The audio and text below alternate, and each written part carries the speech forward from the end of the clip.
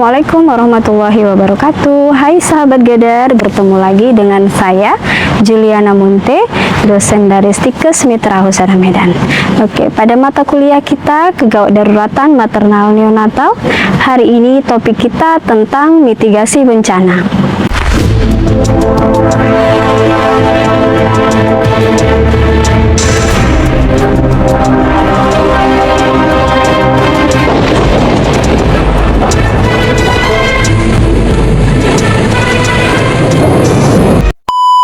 Adapun tujuan pembelajaran hari ini, yang pertama, saudara mampu menganalisis bencana yang ada di Indonesia.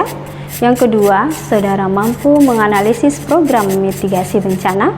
Yang ketiga, saudara mampu merancang inovasi mitigasi bencana. Berdasarkan Undang-Undang Nomor 24 Tahun 2007, Pasal 1 menyatakan bahwa bencana adalah peristiwa atau serangkaian peristiwa yang dapat mengancam atau mengganggu kehidupan dan penghidupan masyarakat. Hal ini disebabkan oleh berbagai faktor seperti faktor alam, faktor non-alam maupun faktor oleh manusia itu sendiri. Sehingga dampak yang ditimbulkan yaitu korban jiwa manusia, kerusakan lingkungan, kerugian harta benda, serta dampak psikologis. Pembukaan Rakornas Penanggulangan Bencana tahun 2023 ada 6 arahan Presiden. Yang pertama, prioritaskan kesiapsiagaan dan kewaspadaan masyarakat. Yang kedua, pengelolaan tata ruang dan perizinan pembangunan harus berbasis mitigasi bencana. Yang ketiga, identifikasi risiko bencana di daerah masing-masing dan sediakan anggaran daerah yang memadai untuk penanggulangan bencana. Yang keempat, gunakan dana bersama untuk perlindungan masyarakat. Yang kelima, sederhanakan aturan untuk mempercepat pelayanan masyarakat. Dan yang keenam, kontrol dengan ketat seluruh upaya penanggulangan bencana. Untuk mendukung upaya pengurangan risiko bencana, diperlukan sinergi dan kolaborasi antar elemen pentahelix. Adapun elemen pentahelix yang pertama, pemerintah atau regulator, kemudian yang kedua, masyarakat sebagai akselerator, yang ketiga, media sebagai pengganda dari berbagai informasi yang diperoleh tentang bencana, kemudian dunia usaha sebagai pendorong, dan yang terakhir, akademisi atau pakar yang memberikan konsep dan inovasi.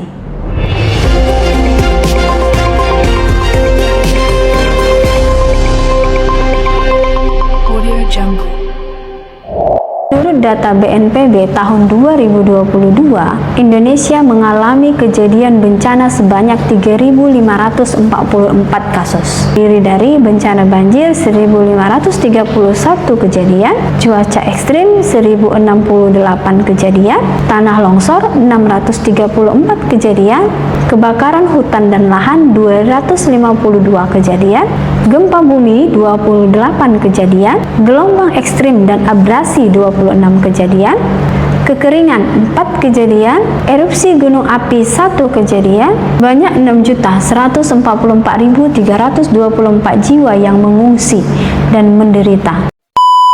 Menurut Undang-Undang Nomor 24 Tahun 2007, dinyatakan bahwa manajemen bencana adalah suatu proses yang dinamis, berlanjut dan terpadu yang mengatur langkah-langkah dalam meningkatkan kualitas dan langkah-langkah yang berhubungan dengan observasi, analisis bencana serta pencegahan, mitigasi, kesiapsiagaan, peringatan dini, penanganan darurat, rehabilitas dan rekonstruksi bencana. Manajemen bencana terbagi atas 4. Yang pertama, manajemen risiko bencana. Yang kedua, manajemen kesiapsiagaan bencana. Yang ketiga, manajemen darurat bencana. Yang keempat, manajemen pemulihan bencana.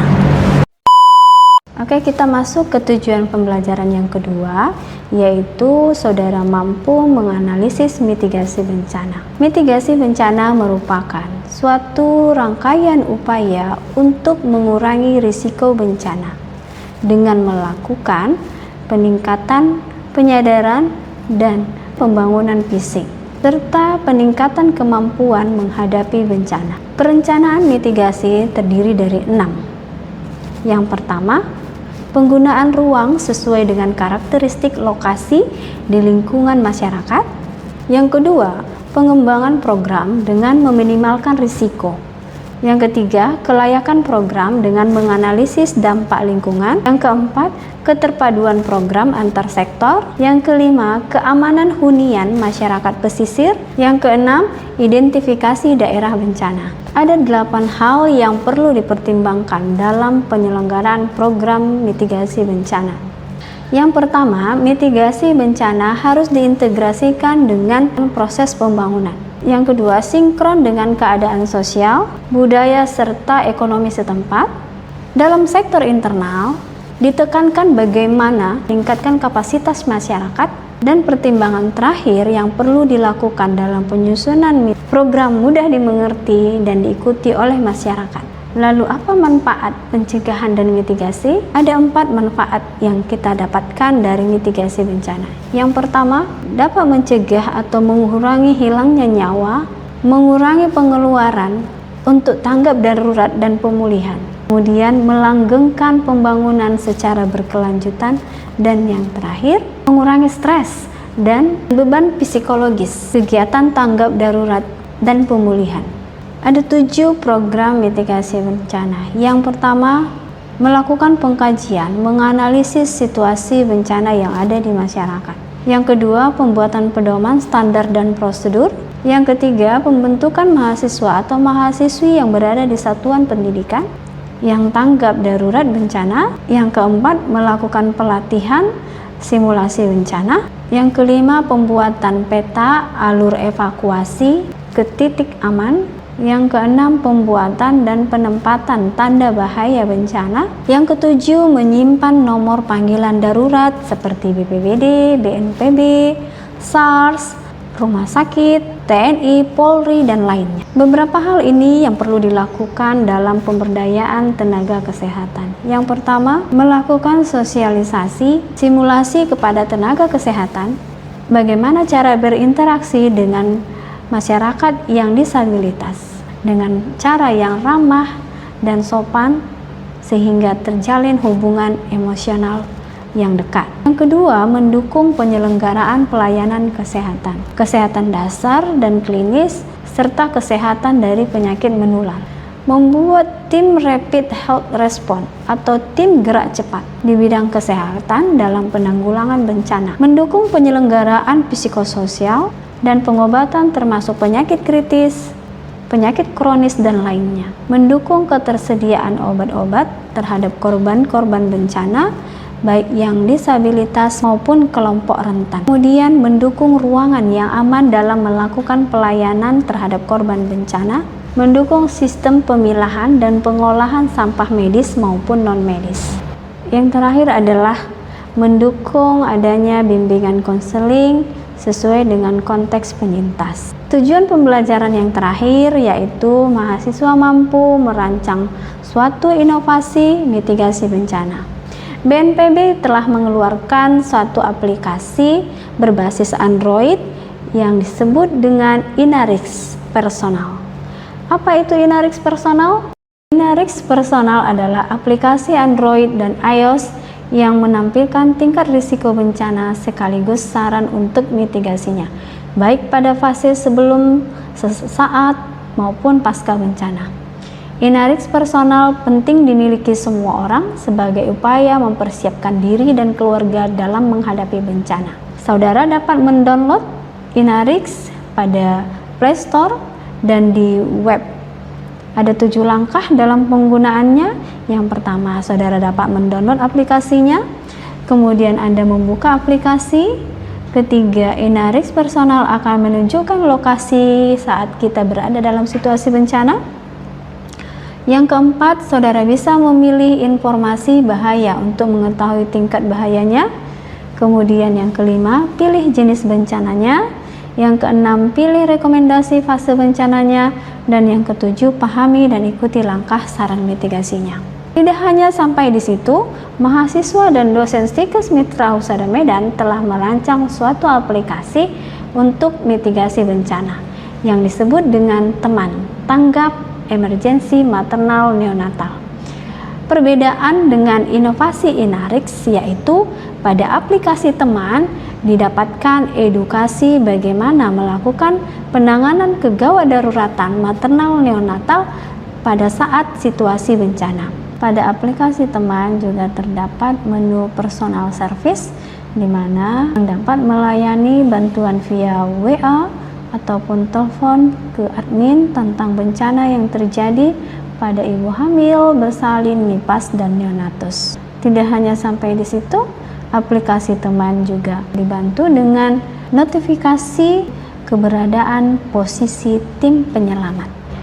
Berikut ini simulasi video water rescue yang dilakukan oleh mahasiswa dan dosen Stikes Mitra Husada Medan bersama BPBD Kota Medan. Selamat menyaksikan. What if I go stronger? What if I get higher? What if I start doing things I know I will regret? I will make my own way, I will not surrender. I will do my best until I get put under. What if I go stronger? What if I go stronger? What if I go stronger? What if I go stronger? What if I go stronger?